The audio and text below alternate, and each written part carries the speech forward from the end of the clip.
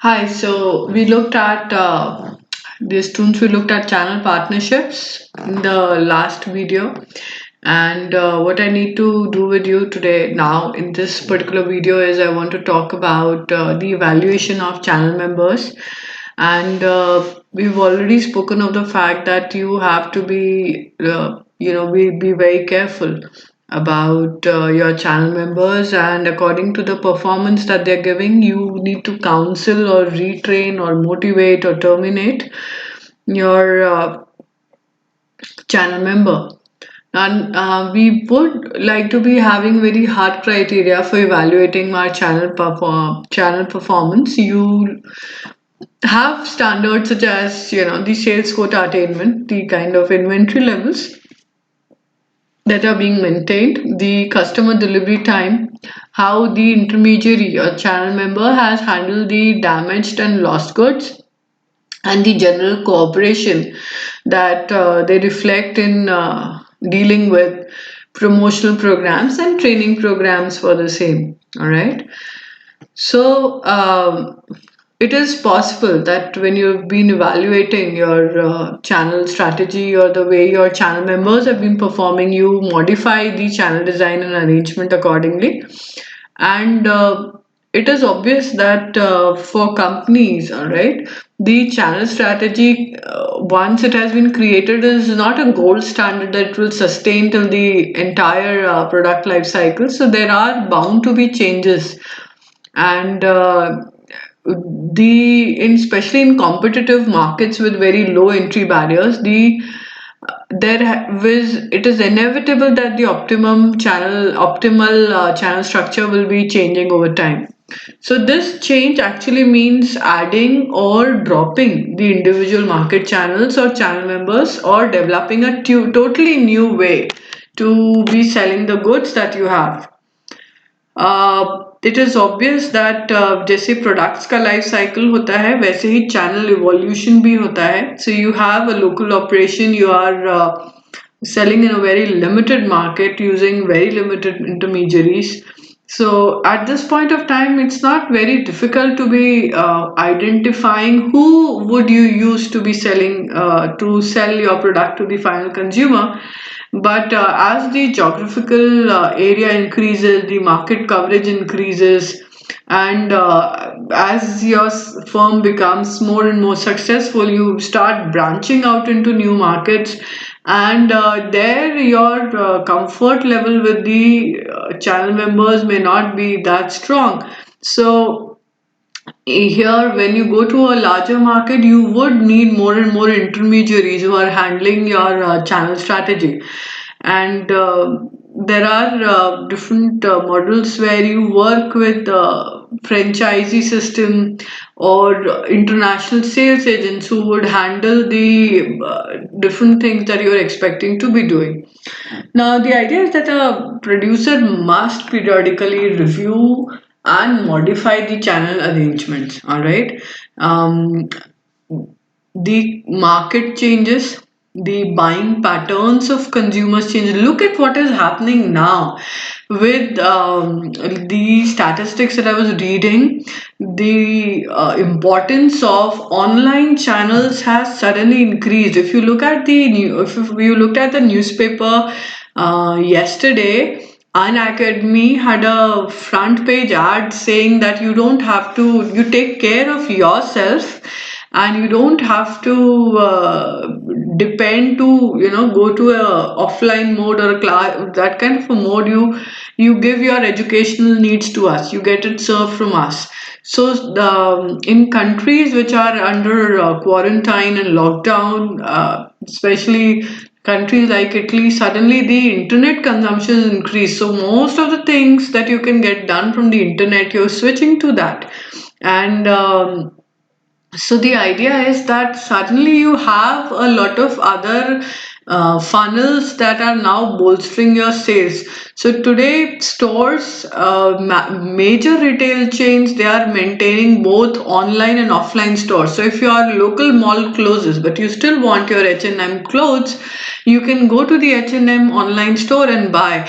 And this is so different and unusual from the kind of purchasing style that we've been maintaining. So companies have to be looking at evolving their channel according to what is happening around them. And if you add channel members, or you drop a few, curtail a few, take a few of them out, you need an incremental analysis for the same. So you have today very sophisticated tools and customer databases and research agencies which can give you very accurate information and give you pointers about market coverage. And the entire out of all of this, the most energy consuming decision would probably for a company be to completely revise, like go to ground zero in changing its overall channel strategy, because we believe that as the days have progressed, the company has completely built its channel, but there may be a time when it realizes that everything that it has built is probably not working right for them. So to go back to the drawing board and to revise it completely would be the most painful thing for them. I wanted to cover retailing with you today, and I don't think retailing is a word that you have never heard of before. We all have been buying our stuff from retailers of different kind. So everything that you buy comes from a retailer, right? The small things, the big things, whether it's an online, it's a case of online retailing or offline retailing, or what I would rather call it as store retailing and non-store retailing. So for the works, just so that we know what retailing is about, please understand that retailing includes all the activities in selling goods or services directly to final consumers for personal and non-business use. So here we're not talking of the selling of goods to industrial consumers, we're talking of retail consumers here. And by definition, a retailer is any business or enterprise whose sales volume is coming primarily, all right, from retailing. Now, there are different types of retailers. We'll be looking at only two categorizations. The first kind are store retailers. So, self service is one of them. The second one is self selection. The third one is limited service. Okay. And fourth one is full service. Okay. So, full service is the one there where there is a salesperson probably assisting at every stage of that buying process for the consumer. You have that he will locate the product for you, he'll bring it out for comparison, he'll help you with selection, he will give you technical details of all the products that are there. And customers who like to be waited on prefer this kind of a store. There is a very high staffing cost, obviously, uh, because you're dealing in specialty goods, and these items are not very fast moving, and there are many services that you have to provide. So it leads to high cost retailing. All right, jewelry stores. So going to Tanishq, all right, would probably fall here. Self services is a very sweet form of retailing where you go basically have this idea of customers themselves going to going through the product assortment, locating, comparing, selecting, and buying it for yourself. In self selection, you do almost the same thing as self service, but you do have somebody who's willing to assist you. Okay, some salesperson who's available just in case you need assistance. All right, so Third one, it's like, I was laughing when I was reading this. I was laughing that day that when you go to a gym and do not hire a personal trainer, it's almost like self-selection, because you do and look at the machines, choose your own exercises, and only when you do not have anybody else or you are stuck somewhere, then you can talk to the general trainer in that particular gym and get on with it. But obviously that's not the point. But the point is that there is assistance available if you want it. Otherwise, it's practically self-service. In the third category, that is limited service, you have these people who are these retailers who are carrying a lot of shopping goods, and they provide you credit, okay, and they provide you privileges regarding to return of the merchandise, and here the um, consumer is needing more information and assistance, right? So it's somewhere in between self-selection and full service. So an automobile retailer, all right, would go probably into the idea of full service for me. In non-store retailing, you again have a few types. For example, you have multi-level selling and network marketing and there are a number of companies that are directly selling door to door or home sales parties. So you have Amway and Tupperware, and you have your I think Avon, where cosmetics are also sold door to door. So that is called as direct selling. It's a form of non-store retailing. The second form of non-store retailing is direct marketing, and it has its roots in direct mail and catalog marketing. Now, dear students, I don't know if you've actually, at least sitting in India, if you've gone through a catalog, but I remember that growing up when I was in graduation, my mother used to get this magazine, and in this magazine, you had these beautiful photos of it was selling merchandise, apparel merchandise. So there were models, mostly foreign models, and then they had different clothes on, and then there was the sizes were mentioned: S, M, L, XL, double XL, and in the end of that booklet that you had the size guide. Right, so you would have that catalog. It used to come once a month. You placed an order, and the goods would be delivered to you. So you had to be very careful about that. About the size guide when you were ordering from that particular catalog. So you have the indirect marketing. The roots have been in direct mail and catalog marketing, and it also includes telemarketing. All right, it talks about direct response marketing on television. You open your television before you go to your channel. You have these different channels that are there. They are selling you steam and sauna belt, and home shopping network that's selling you so many utensils at such discounted rates, and electronic shopping. So that would fall under direct marketing. So I don't have to talk much about electronic shopping. You guys are probably better than me in that. So Amazon, Flipkart, you name it, you have it. And that's going to go into non-store retailing. The third one is what is known as automatic vending. It's a kind of self-serving service technology, but the non-store kind. And you can have soft drinks and coffee and candy and newspapers and magazines and several other products.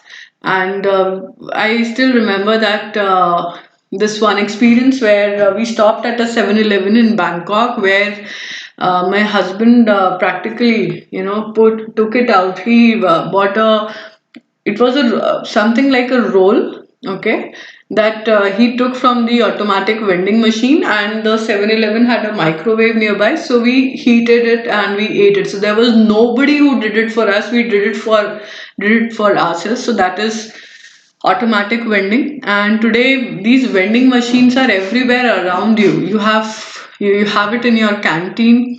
You have it in major shopping complexes, factories, offices, large retail stores, gasoline stations, hotels, restaurants, and many other places.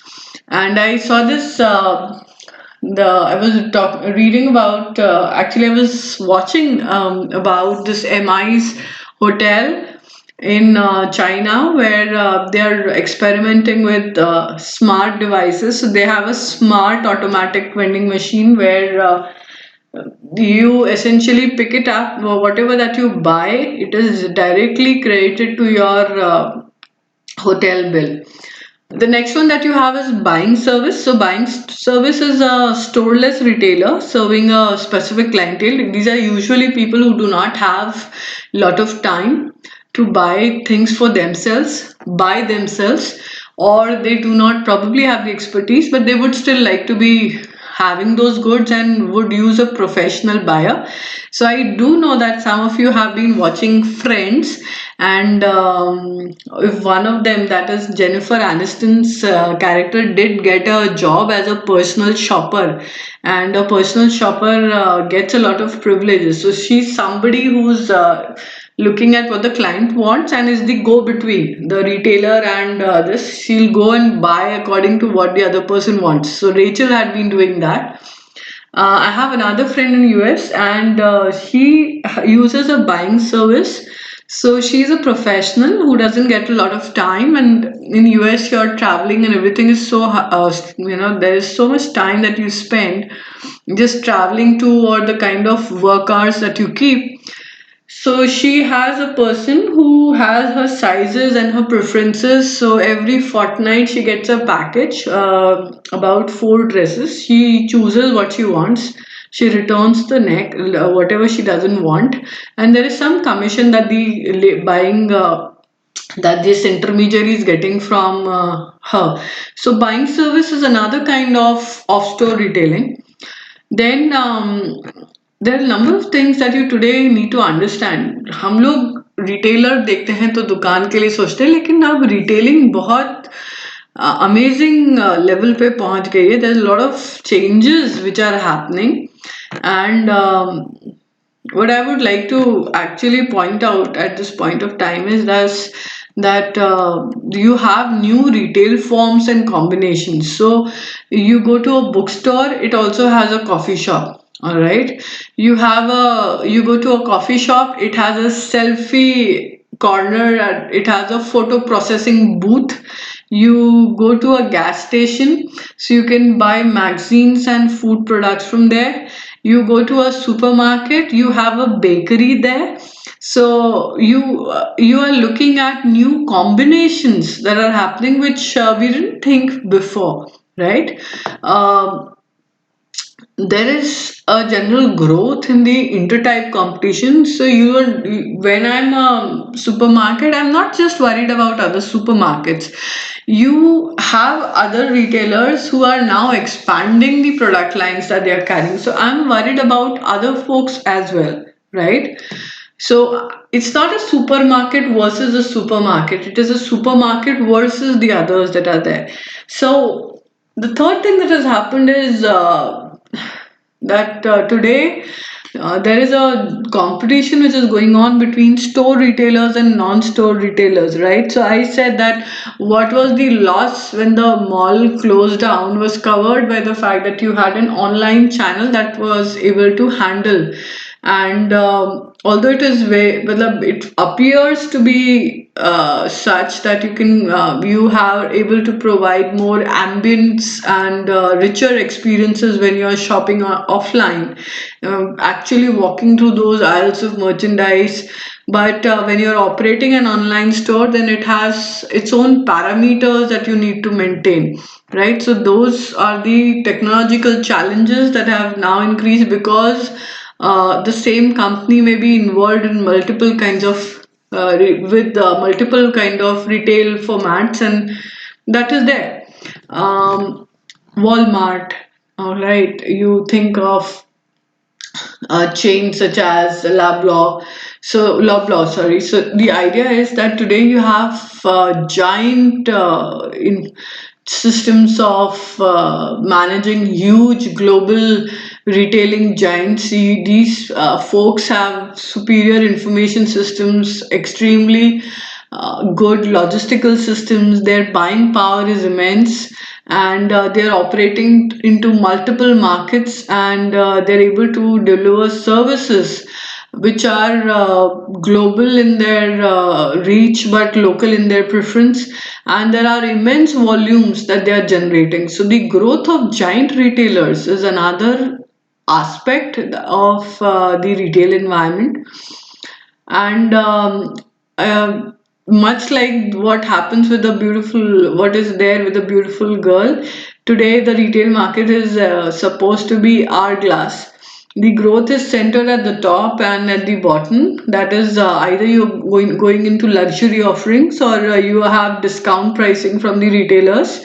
And as the discount retailers have been gradually improving their quality and image, consumers have been willing to go to them as well. So the maximum growth is actually happening at the ends, and that is why this middle market retailer, okay, that is contracting. So there is more like a dog bone shape. There's a lot of investment in technology. Today you have better sales forecasts, you have better inventory forecasts, so you have better inventory control systems. You are able to connect, the retailer is connected to his backend with the use of technology, and he's communicating to his backend through electronic means. And you also have technology in another form. So many times you go to a retail store and you'll find that they have a TV display on, and then you using your in-store programming to be impressing your consumer. So that is another thing that you need to remember. Um, there are so many stores which have become major retailers, and it is, I don't know if that is actually true, because I was reading a news to the contrary, because Walmart is in trouble in a few countries, but it is said that they have about more than 3,500 stores. Walmart has more than 3,500 stores outside the US, and almost 40% of its retail volume is coming from non-US markets, which is significant, which means that the global profile of these major retailers is very strong. And a lot of times what these marketers have understood is that it has been found by research that most of the purchase decisions are done inside the retail stores. So if I can improve my persuasive skills at the point of purchase, I have a better chance of making a sale. And it means that retailing is very important, because that is where the action is, right? That's all I wanted to cover in terms of retailing. So I'll be taking up my next video, and we'll talk about wholesaling then. All right.